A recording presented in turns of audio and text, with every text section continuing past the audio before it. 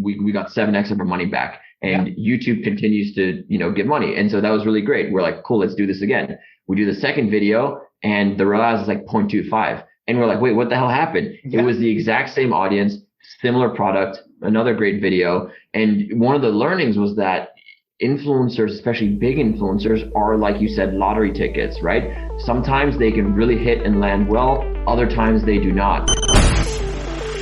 Growing a business requires a holistic approach that extends beyond sales and marketing. This approach needs alignment among people, processes, and technologies. So if you're a business owner, operations, or finance leader looking to learn growth strategies from your peers and competitors, you're tuned into the right podcast. Welcome to the WBS Podcast, where scalable growth using business systems is our #1 priority. Now, here is your host, Sam Gupta. Hey everyone, welcome back to another episode of the WBS Podcast. I'm Sam Gupta, your host and principal consultant at digital transformation consulting firm Elevate IQ. It's tough to keep up with the trends and technologies in the e-commerce ecosystem. Social media marketing and channels have grown significantly, especially due to COVID. As a result, it's becoming harder and harder to manage the marketing budget and explore the right channels for your market segment and business model. Managing relationships and promoting your offerings through nano influencers is one such trend that's been rising in popularity lately. But it almost seems like a lottery ticket, as some brands have been massively successful through these strategies, while others feel it's a waste of money and time. In today's episode, we have our guest, Paul Benigeri, who shares his insights into the nuances of nano influencer marketing. He also discusses the channels and market segments appropriate for nano marketing and describes the process and best practices. Finally, he shares his experiences of recruiting and managing relationships with nano influencers and several stories of working with them. Let me introduce Paul to you. Paul is co-founder and CEO of Archive, a Stripe-backed company that develops software to automate e-commerce digital marketing workflows. He is a founder and operator who has done everything from building custom e-commerce platforms to deploying millions in ad spend. Prior to Archive, Paul was VP of Growth and Engineering at HVMN, running the direct-to-consumer brands, direct marketing, e-commerce, and engineering teams. He also received a BS in computer science from Stanford in 3 years.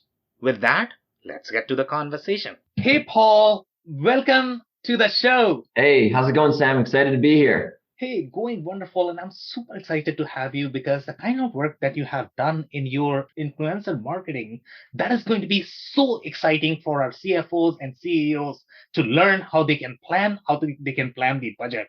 So just to kick things off, do you want to start with your personal story and your current focus, Paul? Definitely. So my background is a little bit unusual for people that are typically in the e-commerce digital marketing space. I actually studied computer science at Stanford University, did that for a little while and graduated a year early after working on a bunch of crypto projects. So back in 2014, I was having a lot of fun with hard tech around cryptocurrencies and mining and cool things like that. Right after that, I started a company and it didn't do too well. We just didn't have product market fit. We created a company. It was essentially a Venmo for cryptocurrency, and nobody was sending cryptocurrency to anyone. So our app was useless. And it was fun, but painful lesson about the importance of product market fit. Right after that, I joined a very early stage, was on the founding team of a very early stage e-commerce company, back then called Nutribox, now called HVMN. Yeah. The goal of that company was to develop nootropics and different health supplements to help people with human performance. So over 5 years, I went from helping build the first version of the website and writing code, to taking over a lot of the digital marketing, e-commerce, and engineering workflows.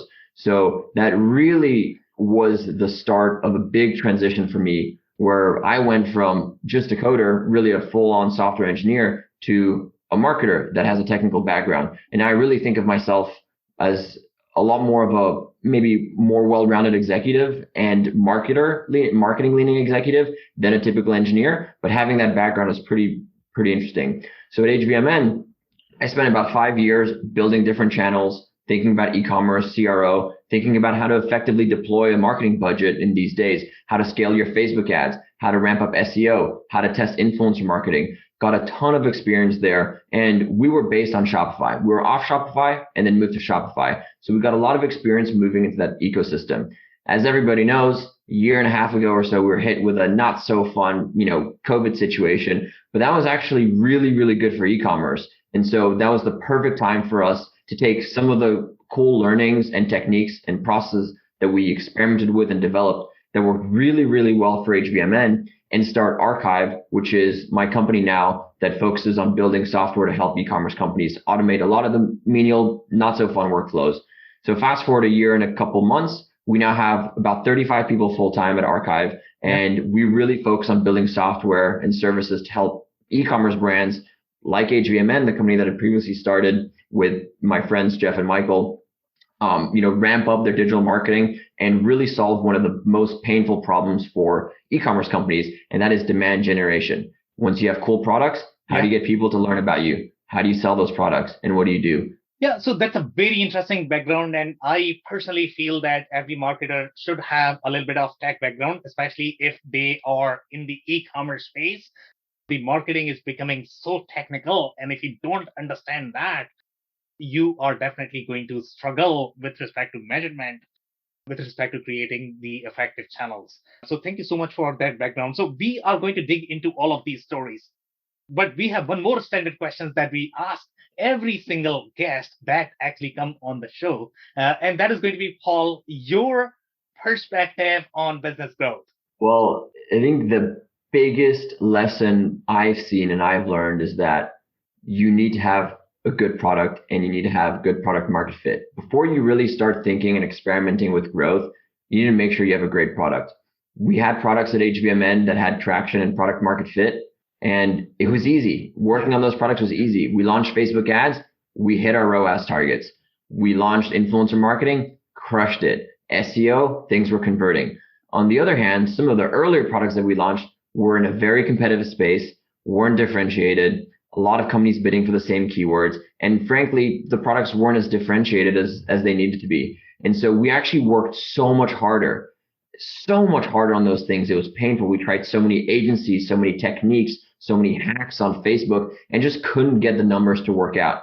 And really the only difference is that we were doing all of these growth tactics on the wrong foundation, on the wrong products. And so I think when you think about growth, right, the first thing you want to do is make sure you're building on top of a good foundation. And then you can start thinking about different techniques and thinking about how to deploy your budget, how to measure growth, how to experiment quickly. And then after that, I think the most important thing is iteration speed. So being able to move quickly, launching a lot of tests quickly, whether that's testing different channels or testing more within the same channel. That is something that I consistently see the best companies in space crush it with. The reason they're good at Facebook ads, the reason they're good at influencer marketing, the reason they're growing quickly is a combination of good product market fit that sets the foundation and also really fast iteration. It is all about speed in this day and age. Yeah, and I really love the way you emphasize on the product market fit. But when it comes to any of the newer marketing channels, the majority of the people, what they are going to do is they are going to simply run after that. Okay, nano marketing, influential marketing. Wait, this is the next big things. This is where I'm probably going to have millions of dollars. I'm going to invest in this one, and then they fail. Okay. Just because they did not do the exercise of the product market fit. So let's say if I ask you, when you talk about the influential marketing, when you talk about nano marketing, what is the right product market fit for this channel? Which are the businesses that are going to be the right fit? And what is their stage that they should consider before considering this as a potential channel to their marketing funnel?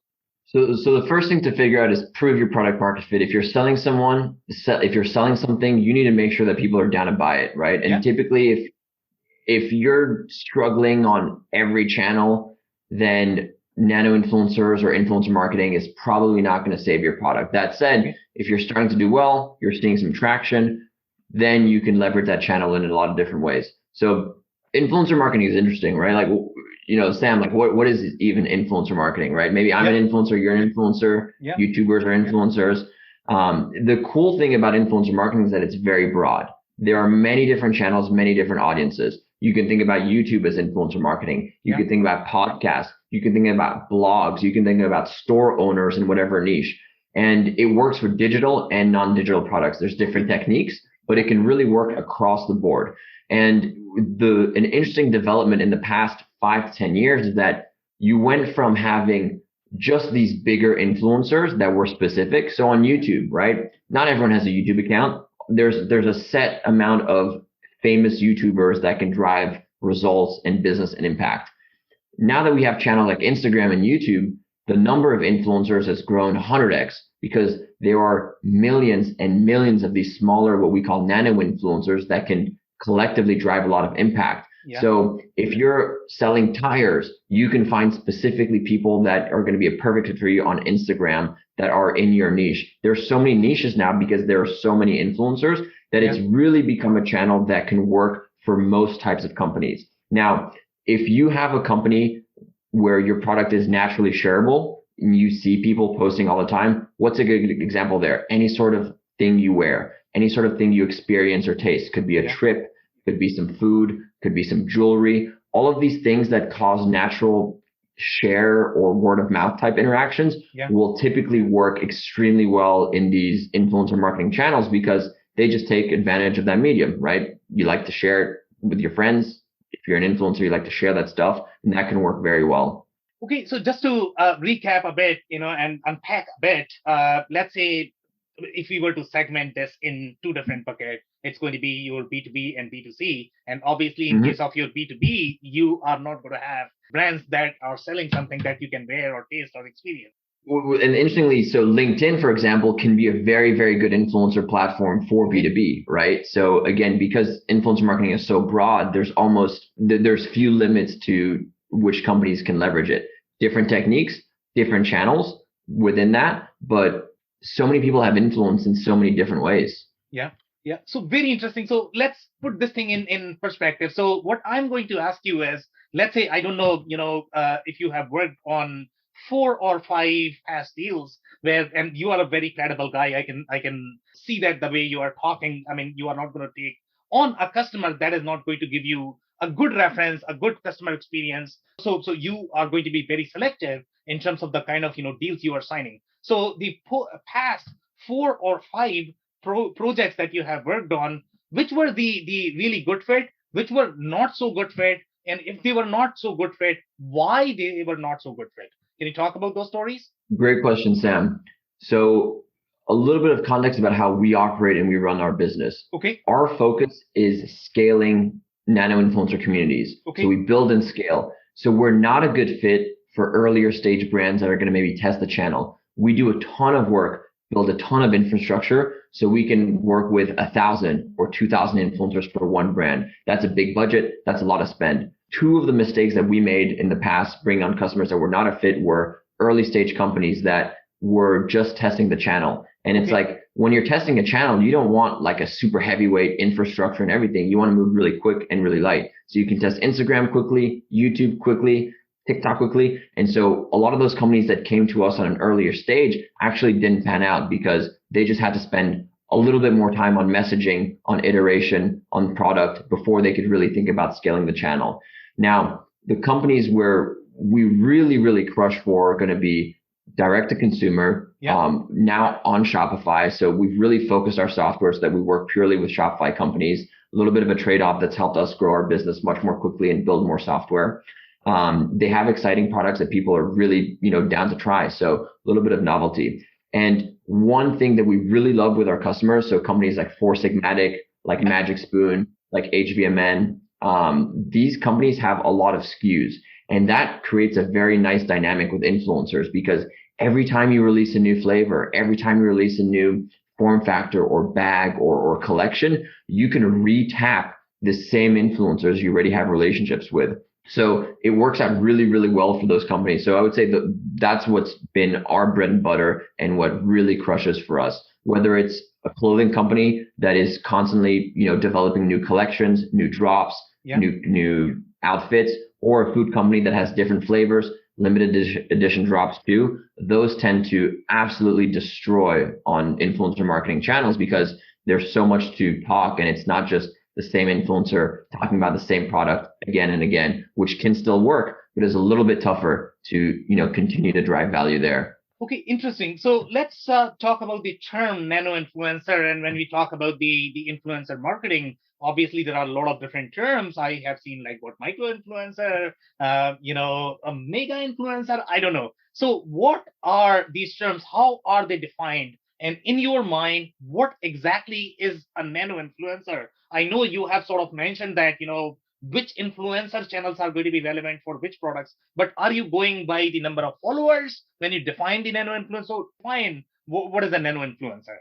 Yeah, for sure. So every agency, everyone that's doing influencer marketing has their own special definition. Yeah. Unfortunately, there's no clear book, but generally it's pretty similar. So before even you have mega influencers, you have celebrities, right? They're like the Gaiga influencers. So you have these celebrities with hundreds of millions of followers like Justin Bieber. Then you have these mega influencers. Typically they have a couple million followers. And then you go down from mega to, micro influencers that are pretty big, not as big. And then nano is basically the smallest type of influencer. Now the metrics are going to be different for different channels, right? A nano influencer on YouTube versus a nano influencer on Instagram is just going to be assessed differently.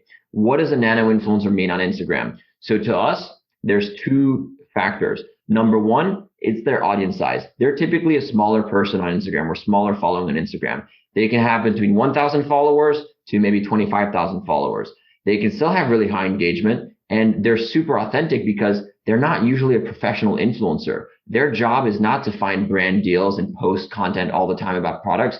They're maybe your cool, mom friend or one of your, cousins that has just been popular and likes posting nice photography and has amassed 1,000, 5,000 followers because people really relate to that. And that's a key difference, right? They're typically not professional influencers, which means the authenticity and the relationship they have with their audience is very, very real and very, very strong. Sam, now that we're friends, if I post about a keyboard, you will listen to me and maybe give it a shot or try it because you trust me. I'm a real person. We have a connection. If I post about a car, you might be like, oh, Paul's driving a BMW, probably a good brand, So even though I'm not an influencer technically for all of these things, if you're following me on Instagram, I can influence your purchasing decisions because we have this relationship and, you're going to be engaged in my content because you know who I am, which sometimes is a lot more powerful than just finding someone on Twitter or on YouTube that just only posts about like cars or shoes. Yeah, so I completely agree that influencer marketing works, especially if we talk about some of these consumer brands. In fact, I mean, see, as you know, Paul, I am super active on LinkedIn, and there is a reason why I am super active on LinkedIn because we are trying to build our community as well. For some people, the social media has done wonders, especially when you talk about DTC brands. I mean, I would not say that it has done wonders for us. I like to be slightly more conservative with our assessment, but for consumer brands, I know a person, she is doing this dough brand it's a natural food brand for dough, and she's just doing wonderful on TikTok. The kind of things she can do, I can never pull it off as the influencer.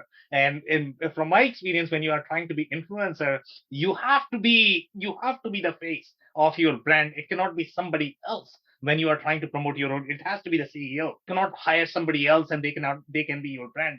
That simply does not work in my experience. But my challenge overall with the influencer marketing, when I look at it, it can be almost like a lottery ticket. In some cases it does work, in some cases it doesn't work. So I'm pretty sure you have figured out some sort of method in terms of, okay, how can I, if I'm a CFO and I have, let's say, I want to really test out this channel, if I am trying to sell my consumer brand and want to see if this is really going to work for me or not. So what will be your process to provide some sort of method for it. And I don't know if you're going to have any sort of stories that you might be able to share to put things in perspective. But I am looking for some sort of method to define this. No, I have a painful story that we lived through. This was back when I used to run digital marketing at HVMN, and we were testing influencer marketing for the first time. So we're like, hey, let's pay some influencers, right? That's what you got to do. Yeah. So we found the biggest influencers in our space. We contacted a few of them, and a lot of them were like, actually, we have our own brand, so we're not even going to think about working with you. So I was like, okay, cool. That's not ideal. So one of the challenges is that some of these bigger influencers are literally running their own brands now. So their inventory is very limited. And then we worked with this one influencer. He had 2 million followers on YouTube, one of the biggest people in the keto space, this health niche. And we're like, hey, let's do some videos. It's going to take 7 months to produce it, whatever. We wait, we do the first video, and we get 7x ROAS on that video. We're like, okay, this is freaking awesome. This is great. Like in 1 month, we basically spent, we got 7x of our money back, and YouTube continues to, give money. And so that was really great. We're like, cool, let's do this again. We do the second video, and the ROAS is like 0.25. And we're like, wait, what the hell happened? It was the exact same audience, similar product, another great video. And one of the learnings was that influencers, especially big influencers, are, like you said, lottery tickets, right? Sometimes they can really hit and land well. Other times they do not. And as a business, you need to protect yourself against that, right? How do you typically do that? Well, you spread your bets, right? If you're betting on something risky, you're not going to just put all of your budget on one or two things. You're going to spread it out.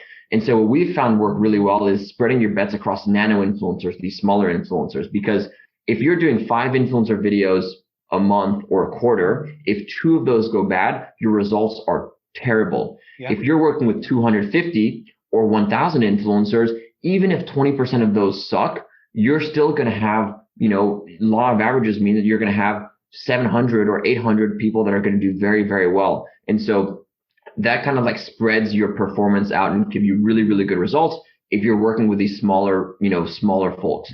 Now, in terms of measuring performance and looking at the test, I think there's usually 3 things to really look at, and it depends on what you're optimizing for. So when you're thinking about your marketing budget, you're going to have a couple of different buckets, right? You're going to have your creative costs, right?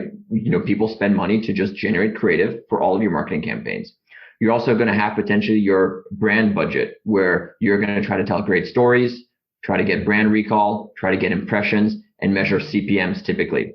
That's like another way to look at it. And the third one is going to be your performance marketing budget, in which case you're like, hey, if I spend $10,000, I need 1,000 customers, or I need, 3x ROAS or whatever.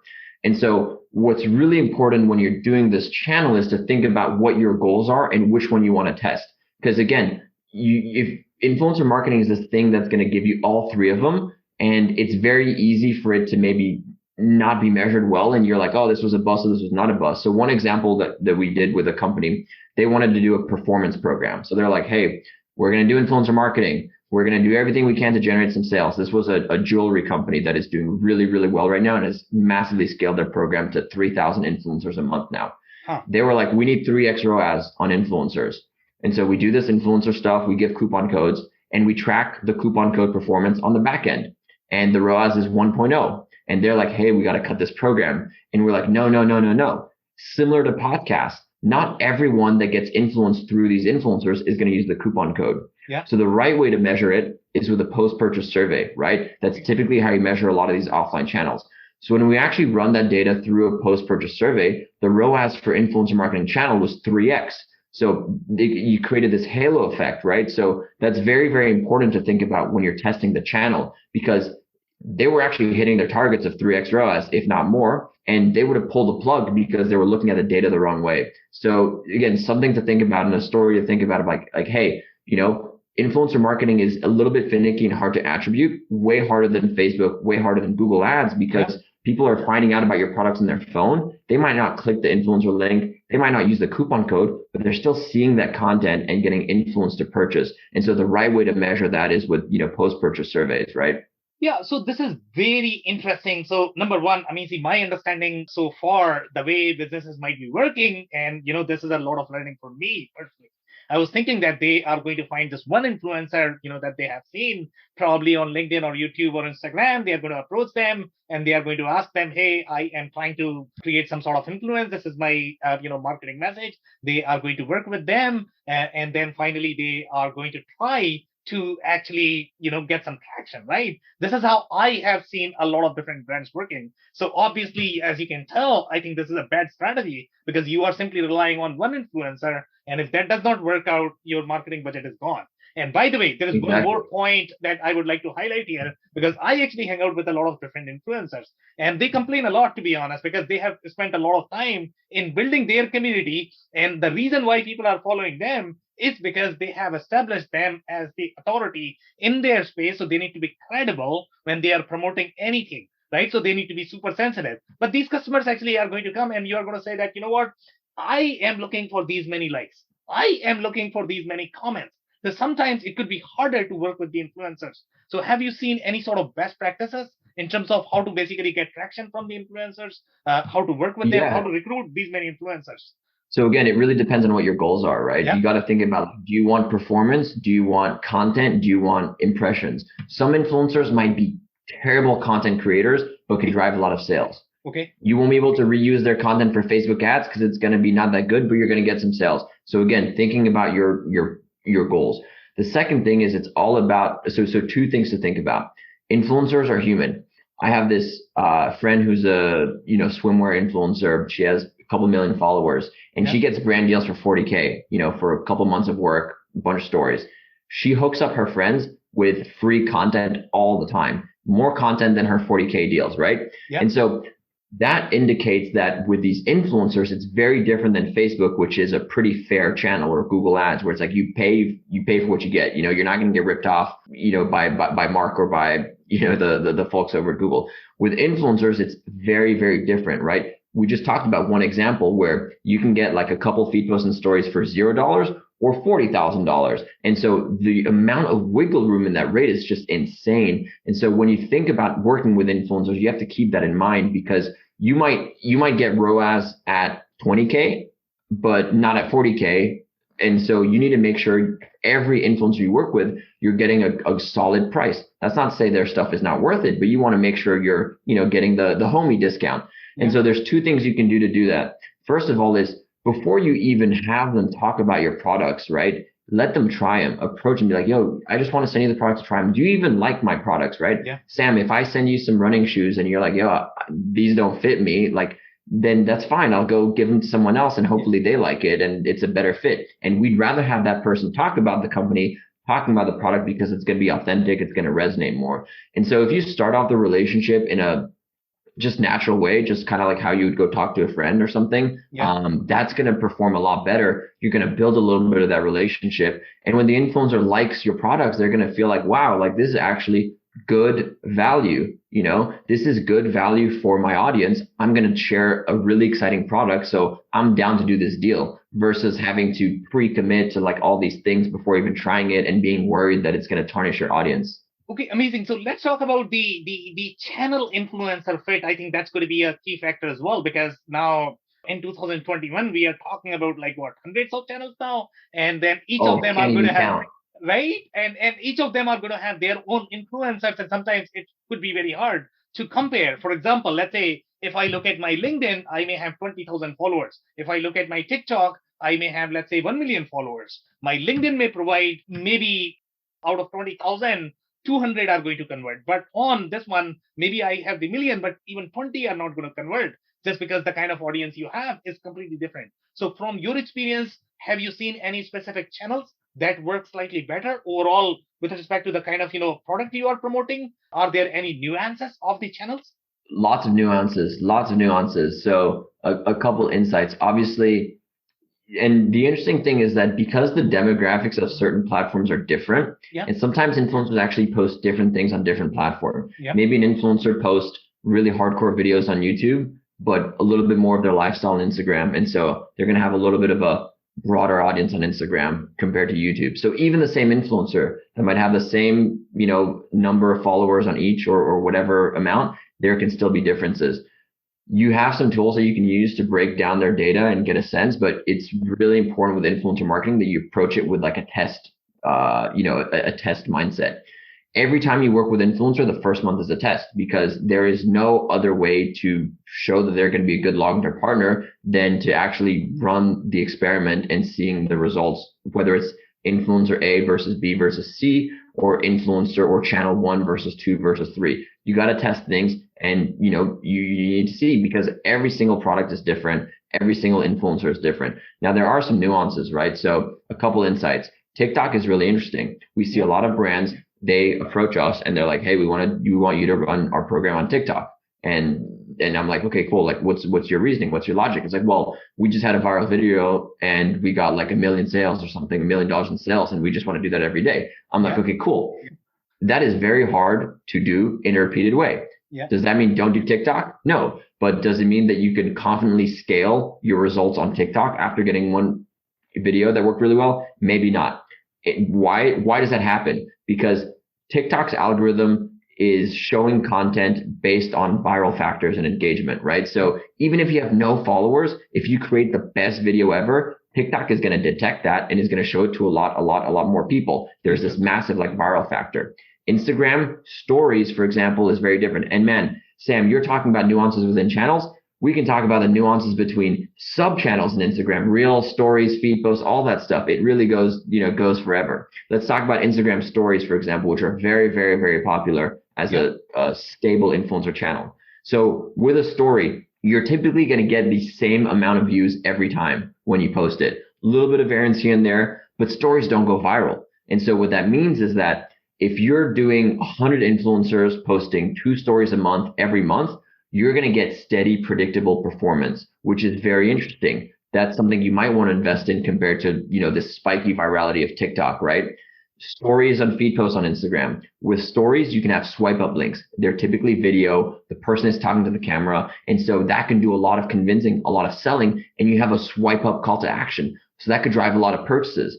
Feed posts on Instagram, as you know, you can have a caption, video or photo, but you can't have any links. So it's harder to drive purchases. So if you're looking at a brand awareness program, then maybe feed posts can be a good fit. If you're looking to drive conversion, you will not be able to do that well on Instagram without really leveraging stories, because you need to drive people to your website. So again, lots of nuances between channels and also between subcomponents of these channels. Yeah, so some very interesting comment there. And to be honest, I mean, the way this process seems like, it's almost like starting your company, because, what you are doing is you are researching on 200 to 300 different influencers. You are researching on their followers. You are then finding out the nuances of each of the channels. That is going to be super involved process. So do you want to talk about the overall research process? Number one, how do you find 300, 400 influencers that are going to be relevant in your category, that are probably going to bring the results? So describe the process maybe in the form of story, if you have any stories that you might be able to share to the audience. For sure. So we'll talk about another example in the health CPG space, a company that recently launched. So the first thing you got to do is, wait, am I going to do TikTok? Am I going to do Instagram? How do you find that out? Well, it's actually not that complicated, right? Look for 10 to 20 of your competitors, stalk them on TikTok, stalk them on Instagram, stalk them everywhere, see their tag posts, see their hashtags, and see who's running an active program on TikTok versus Instagram, and just tally it up. Usually you'll see pretty quickly that a lot of them are doing one channel. And so that might be your stable, your safe bet channel. And so if you're starting off, you can maybe invest 80% of your resources in that channel and maybe 20% of your resources in testing other ones. And that's going to be a pretty good hit rate, because otherwise it's very difficult to think through like, is YouTube going to be really good for me, or is it going to be that one? It's hard to know. So just leverage competitive research to figure that out. So for example, for HBMN, we saw when we were starting this program out, and this was just after striking out with that big influencer, right? Going from a 7x ROAS to like a 0.25 and being like, hey, like this is not working. What the hell do we do?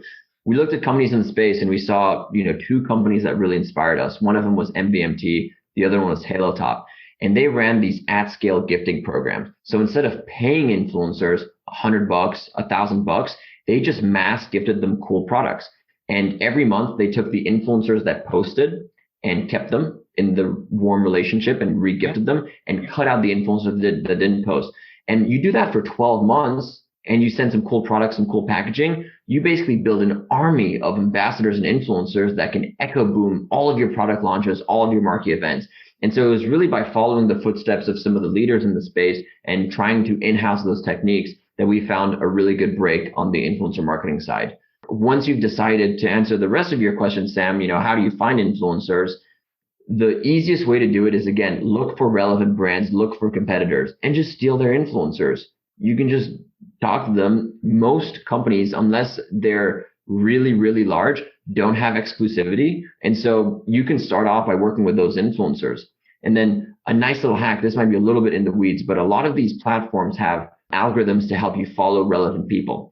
So if you go on Instagram and you follow someone, there's going to be a little set of people that appear of relevant people similar to the person you just followed. Yeah. So that's how you found that's how you start by finding more influencers.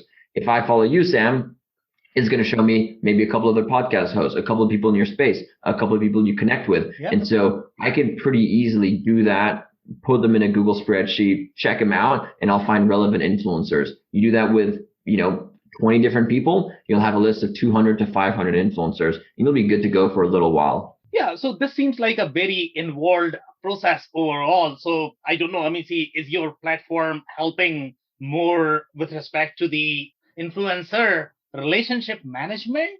Because, you have to do research, you have to track them, you have to find out, what is working, what is not working. You have to then send the regift. I think there's going to be a financial implication there. So are you in that category, or is it something different? Yeah, so what we've seen work really well for us is like you mentioned, Sam, influencer marketing is a lot of stuff, a lot of work to find influencers, to contact influencers, to follow up, send the gift. So we built software to automate all of these steps, and we also have a white glove service that manages it all so that we can plug in directly under a CMO, CEO, CFO, and just run that channel test for them, right? They're like, hey, here's the budget, here's what we're gifting, and we'll have like a team member use our software that we've built to streamline and automate a lot of these different interactions and run the program end to end so we can test the channel effectively. Because what we've seen in the space is a lot of companies offer pure data or pure software to manage things, but you still need to hire people to actually talk to the influencers and build those relationships. And so it's still a lot of work for the, for the owner or operator. Okay, so can you provide probably a story in terms of, let's say, if you worked with any brand, how much was the initial spend that they spent? What was the product category? How did they go through the process? How did they scale? What was the return initially? How did you build the confidence that, no, I really want to keep investing in this one? So when you talk about these stories, are we talking about, $1,000? Are we talking about $10,000, $200,000? Can you provide some stories where, that's going to be? Yeah, for sure. So I'll talk about some of our early customers that we're still working with at this time. So, one company is Four Sigmatic. They're a successful company, direct to consumer health company. They have a couple stores around the US. And they sell like functional mushroom, products. So they've got this vegan mushroom, product, tastes really good, doesn't taste like mushroom, but has all the benefits from mushrooms. And so they came from a point where they actually had dialed in influencer marketing and it was working. And so they had people on the team that were working with these influencers, and they were like, hey, we want to scale. If we want to scale influencer marketing, we have to work with more influencers. Well, how do we do that? Well, we need more staff, more resources, or we work with archive communities. And so we basically work directly with their marketing team to grow their community of influencers. So that means that if they have like one person managing influencer marketing their team, they can only manage maybe 50 to 100 relationships. They can focus on the 50 to 100 top tier relationships, and then we can go and scale it, by working with 250 or 1,000 more. We typically start with a 3-month engagement. So Four Sigmatic was like, hey, let's give you guys a shot. We're going to target these influencers. These are our products. We're going to launch this product, that product. Here's your schedule. Boom, boom, boom. So we're like, okay, cool. Let's put together a 3-month plan. We asked them, what's your metric for success? So they really cared about two things. They cared about content and brand awareness. So they were like, we'll be really, really happy if we can get 400 influencer posts over a quarter. And we're like, cool, easy. We can crush that. So we did the program. We have obviously a lot of reporting and all that good stuff. And the way we measured success was directly by what they were looking for. We actually, generated about 400 posts a month, right? And so it was a clear no-brainer that this was like working for them. Typically, our engagements start at $5K a month or $10K a month for our agency fee. And then the other thing to factor in when you're scaling an influencer marketing program is going to be your cost of goods and shipping. So typically, brands spend, allocate X dollars of their budget towards cost of goods or shipping, and, an agency fee that replaces, in-house staffing. For example, if you'd want to activate 500 influencers, you might have to bring on 2 to 3 people full time to manage those relationships in a high quality way. So that's typically what that looks like. And just to build on that, I guess, when you talk about the gifting program, even if, let's say, these brands are not doing the influencer marketing, the majority of the consumer brands are going to have some sort of sampling program that you are sending out to your prospects. So that cost is irrelevant because you are anyways doing that. You are probably sending it to your employees. You are probably giving it to your prospects just to have them try. And so in this case, I think the only fee that is going to be $5,000 for the agency fee, and it's not going to be anything else, right? Yeah, exactly. So that's an interesting take on influencer marketing, right? Especially when you work with smaller influencers. If they really like your products, they're actually down to support your brand in exchange for product, right? Yeah. If they're using the protein every day, they're like, yeah, sure. Heck, I'll give you 10 stories if you give me like another tub of my favorite flavor. Great. I'm super happy. Yeah. So the way that typically happens is gifting or seeding to influencers. I mean, it's just better than straight word of mouth. Instead of giving it to one person that's going to tell one person, you're giving it to one person that's going to tell 1,000 people. You just get way better leverage by, seeding influencers compared to other people typically. And so the way that works is when you think about really scaling your influencer marketing, you don't just do paid posts. You might have affiliates. You might have ambassadors. You might have paid influencers. You might have content creators. And so what works really, really well is when you run a large scale gifting program that is profitable and generating results in itself, that introduces relationships to the rest of your company. So now your affiliate manager, if you're running an affiliate program, your challenge is finding more affiliates. But if you have all of these influencers you're gifting every month, you can kind of repurpose them or upgrade them to affiliates and all of these things. And so that's typically where we fit in really well to a company. We basically run a really great program to work with hundreds or thousands of influencers. And then the company can then not only get value from the posts and the content, but also from the relationships. Because from those relationships, they can use those influencers for all kinds of different things. Whitelisting, affiliates, sponsored posts, other channels, list goes on. That's very interesting. So I want to touch on one of the comments that you made in between. And in my mind, when you look at the influencer marketing, I am looking at the coolest product. And, that is going to be the vegan stuff or the natural food or any sort of jewelry and accessory. But you did make a comment that there are influencers who are actually passionate about tire. And tire could be the most boring example that you can find. And I don't know if there are going to be any other crazy categories. I've seen people who are super crazy on social media, but why is this person crazy about tires? I mean, people are passionate about different things, and they have an avenue to share content, and through algorithms now they get paired with exciting people. I mean, we've done a funny campaign. We had one company that was targeting a skincare company. They were targeting androgynous male gamers, and it was crazy. And there's actually like a decent amount of these very, very specific people, right? They got to be a gamer. They also got to be like all this weird stuff, Well, so people go really, really niche, and people just talk about their passions, right? And so there are so many different passions out there. Even if you care about fishing, like I like fishing, you can actually break it down to saltwater, freshwater, boating. You can do different types of fishing. There's jigging. There's which is you're just standing on deep water and moving your rod up and down. There's shore fishing. There's spear fishing, where you're actually going in the water and like shooting fish. There's trolling, whereas you're pulling a fish behind a boat. And so fishing might seem like a niche to some people, but it's actually still very, very broad, and you have tons of sub niches there. So again, everyone in the world has a cell phone now that can share content and photos. And so every single passion has a small niche on Instagram. Yeah, I agree. And there's just so much going on there. And you might think that your category is boring, whether you are selling a CNC machine or you are selling a manufactured parts. There are going to be some people who are probably going to be passionate about this, and they might already have a community that you might have to build from scratch. So it's best that you target them and try to get something from there. If you are going to build this from scratch, obviously it's going to be very challenging. So that's it for today. Yeah. Do you have any last minute closing thoughts or advice for our listeners by any chance? Yeah, I think especially with e-commerce, right? Things are changing really, really quickly. I mean, we see this with Facebook doing really well one year because of COVID and being really challenging for everyone. I think again, the key thing is speed, right? Speed of testing channels, speed of launching tests, speed of being able to read your data and closing out the test, right? So I think if there's any closing remarks, it's to think about that as a way to continue to push for your business. You want to be the company that's running 10 experiments a month, not the company that's running a couple a year, right? Just being able to do that will help you speed through your competition because people are slow, companies are being slowed down with politics and all these kind of like processes and workflow. So whatever you can do to just break down these barriers and move faster, especially on marketing, is going to really move the needle. One last story, just to, hammer that point in. When COVID happened, a lot of people were just, in a completely different mindset. They have to readapt to their life with stay at home.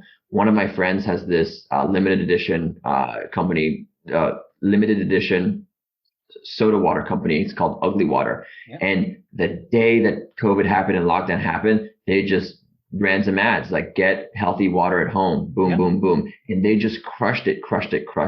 Why do they crush it? Because they were the first to hit that opportunity. Why did they do that? Because they had a pipeline of just launching test after test after test faster than everyone else. And it's not so much that they were really smart in being like, oh, we're going to run, stay at home ads. It's that they had the infrastructure and the speed and the process to just crank out those ideas. And so when that one good idea came up, it wasn't in a backlog for 6 months. It just got shipped the week after. And that was a breakthrough from them, right? And again, speed just is key.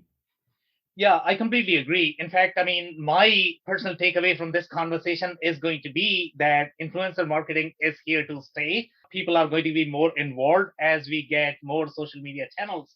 Everybody is trying to their businesses, and then they can always utilize that community to promote your brand. So it's best to target them. That's always going to be cheaper than some of the traditional marketing channels. So try it out. Unless you try, you won't know whether it is going to work for your product, whether you have the influencer existing for your product category. On that note, Paul, I really want to thank you for your time. This has been a powerful episode. Thanks, Sam. It was great to chat. I cannot thank our guests enough for coming on the show, for sharing their knowledge and journey. I always pick up learnings from our guests, and hopefully you learned something new today. If you want to learn more about Paul, head over to archive.ai. It's archive.ai. Links and more information will also be available in the show notes. If anything in this podcast resonated with you and your business, you might want to check other related episodes, including the interview with John Reedman, who discusses how to compare and measure marketing channels to plan your marketing budget. Also, the interview with Katie Thomas, CPA, from Leaders Online, who discusses the importance of personal brands and why personal branding is essential for personal growth and corporate branding. Also, don't forget to subscribe and spread the word among folks with similar backgrounds. If you have any questions or comments about the show, please review and rate us on your favorite podcasting platform or DM me on any social channels. I'll try my best to respond personally and make sure you get help. Thank you, and I hope to catch you on the next episode of the WBS Podcast. Thank you for listening to another episode of the WBS Podcast. Be sure to subscribe on your favorite podcasting platform so you never miss an episode. For more information on growth strategies for SMBs using ERP and digital transformation, check out our community at WBS.rocks. We'll see you next time.